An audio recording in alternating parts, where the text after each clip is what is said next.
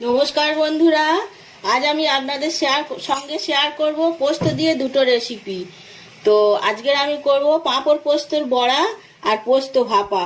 যে দুটো রেসিপি থাকলে ভাত খাওয়ায় আর অন্য কিছু লাগবে না। যদিও পোস্তর দাম একটু বেশি, তবুও মাছ মাংসের বদলে এক আধ দিন তো খাওয়া যেতেই পারে। তো পাঁপড় পোস্তর বড়া করার জন্য পোস্ত নিয়েছি বেশ খানিকটা, আর একটা বড় পাঁপড় আছে, একটুখানি ময়দা লাগবে, পেঁয়াজ কুচো, কাঁচা লঙ্কা কুচোনো, আর পরিমাণ মতো নুন আর সর্ষের তেল। ব্যাস এই দিয়েই হয়ে যাবে দুটো রেসিপি। তো প্রথমে যেটা করতে হবে, এই পাঁপড়টাকে আমি কুচো কুচো করে কেটে মিক্সার গ্রাইন্ডার আগে গুঁড়িয়ে নেব। ছোট ছোট করে টুকরো টুকরো করে কাটবো। পাঁপড়টা সরু সরু করে কেটে নিয়েছি। এবারে মিক্সার গ্রাইন্ডারের মধ্যে দিয়ে এটাকে আমি গুঁড়ো করে নেব। আগে পাঁপড়টাকে গুঁড়ো করে নিয়েছি, এই রকম হয়েছে। এবার আমি পোস্তটা বাটবো। তার জন্য পোস্তটাকে আগে শুকনো গুঁড়িয়ে নিতে হবে। পোস্তটাকে আগে একটু ঘুরিয়ে নিয়েছি মিক্সার গ্রাইন্ডারে দিয়ে, শুধু এরপরে জল ঢালছি। পোস্তটা বাটা হয়ে গেছে। এর থেকে অর্ধেকটা পোস্ত আমি ভাপানোর জন্য রেখে দিচ্ছি ছোট্ট একটা টিফিন বক্সের মধ্যে। অর্ধেকটা আমি ভাপা করব আর অর্ধেকটা বড়া করব। তার জন্য এই পাঁপড়ের গুঁড়োর মধ্যে ঢেলে দিচ্ছি। পাঁপড় আর পোস্তের মধ্যে দিয়ে দিচ্ছি পেঁয়াজ কুচোনো আর কাঁচা লঙ্কা কুচোনো। যে যেমন ঝাল খাবেন, ঝালটা একটু বেশি দিলে ভালো লাগবে। পরিমাণ মতো নুন, আর দিয়ে দিচ্ছি 2 চামচ ময়দা। ময়দাটা কিন্তু দিতেই হবে, নাহলে ভাজার সময় ভেঙে যেতে পারে।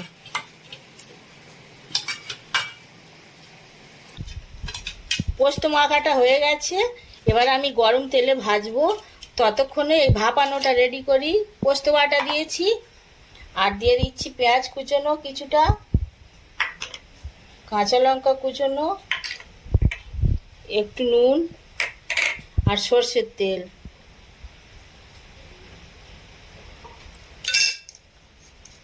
টিফিন কোটোর ঢাকনাটা ঢেকে দেবো, দিয়ে গরম ভাত ফুটছে, ভাতটা নামিয়ে আমি ভাতের মধ্যে বসাবো। বড়াগুলো ভাজার জন্য উনুনতে কড়াই বসিয়ে দিয়েছি। কড়াইটা গরম হয়ে গেছে।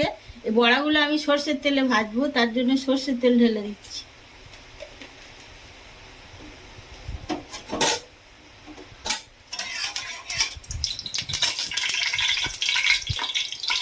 ছোট্ট ছোট্ট করে বড়ার আকারে দিয়ে আমি এপিট ওপিট করে লাল লাল করে ভেজে নেব।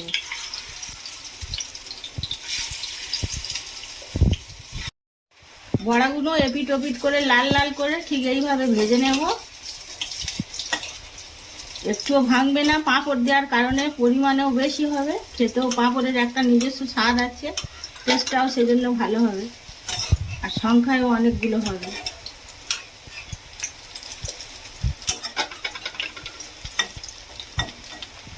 আর একটু আছে, এরকম ভাবে সেগুলোও ভেজে নেব। পোস্তর বড়াগুলো সমস্ত হয়ে গেছে, আমি নামিয়ে নিয়েছি। আর এই টিফিন কোটোটা, পোস্ত বাটার টিফিন কোটোটা আমি ভাতে বসাবো। ভাত সদ্য নামিয়েছি, এটা ভাপাতে দেবো। এবারে এইরকম ভাতের মধ্যে দিয়ে ওপর থেকে দুটো ভাত হাতে করে চাপা দিয়ে রেখে দিচ্ছি। মিনিট 10 পরে ঠিক হয়ে যাবে। খাওয়ার সময় আবার আমি দেখাচ্ছি। পোস্ত ভাপাটা আমি 15 মিনিট পরে ভাতের মধ্যে থেকে খুলে নিয়েছি টিফিন কোটোর ঢাকনা। এবার আমি ভাতের ওপর দিয়ে সাজিয়ে নিচ্ছি।